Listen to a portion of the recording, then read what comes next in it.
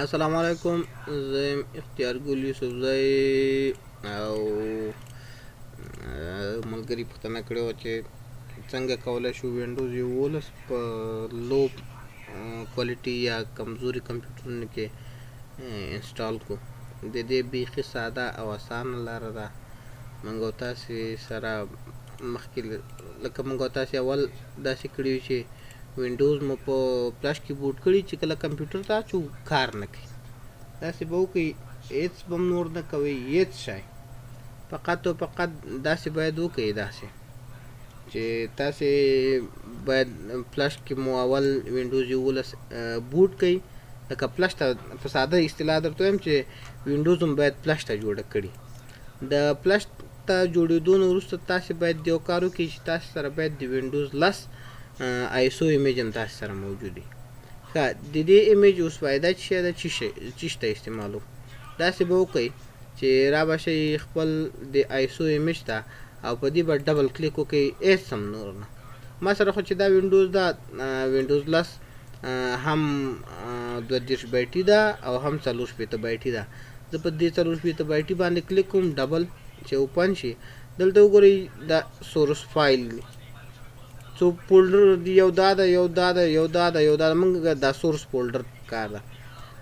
بس داسې کوئ چې کنټرول ای سره کنټرول ای داسې هم کولی شي چې دا ټول کاپي کې ټول ونیسئ، خو فقط یو شی مو نیسئ چې هغه څه شی ده، انسټال ډاټ ای اس ډي. انسټال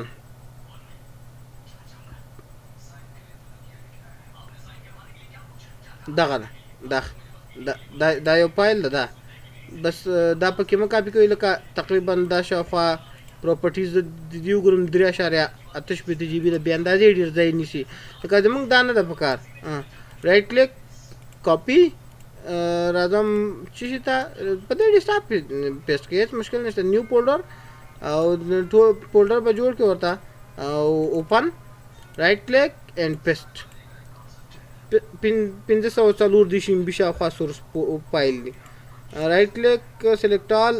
د دې کاپي له رسېدلو نه وروسته نه ده، داسې به وکړئ چې همدا ټول سورس فایل به تاسې واخلئ، کاپي به یې کوئ، کنټرول ای سره به یې ونیسئ او فلش ته به لاړ شئ. فلش به کمپیوټر ته داخل کړئ.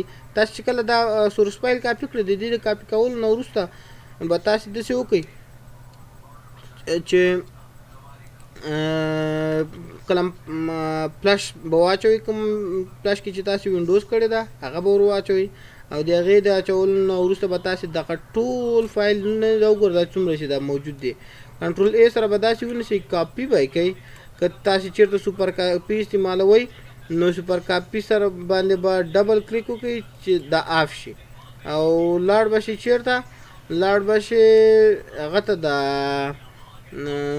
تاسې هغه خپل کوم فلش چې ده، فلش ته به راشئ، همغه وینډوز هم چې پکې جوړه کړې ده د هغې وینډوز سورس فولډر ته به لاړ شئ او پیسټ به یې کوئ. بس داسې چې چیک باکس باندې به کلیک وکړئ چې تاسې بار بار ریپلیس ونه غواړئ، بس ریپلیس به یې کوئ او د تاسو څنګه شو وینډوز ترسره شو او انشاءالله چې کار به کوي.